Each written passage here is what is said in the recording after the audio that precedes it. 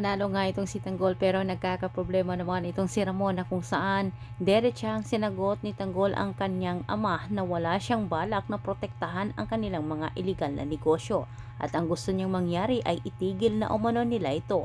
Bagay naman na sobra itong ikinagalit ni Ramon at Julio. Ang buong akala naman ng matandang Julio sa kanya susunod itong si Tanggol at siya'y pakikinggan sa kanyang mga salita.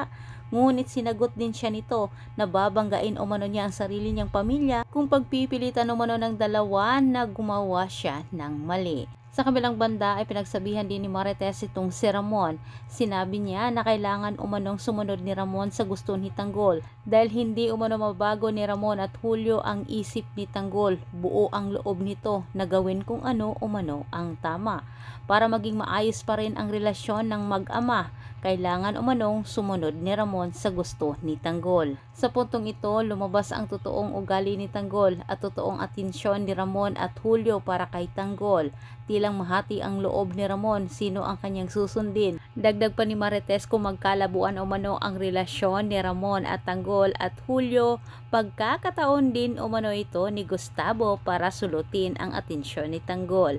Samantala sa kabilang banda, dahil hindi man makaganti itong si Olivia ng harap-harapan sa dalawang pamilya na kanyang kinamumuhian, gusto niyang pag-initan itong si Roberto at sa araw ng butuhan ang siyang makakatulong para kay Tanggol para may panalo nito ang laban at tuluyang masira ang pangalan ni Roberto na kung saan balak naman ni Olivia na isiwalat ang pagkatao ni Roberto.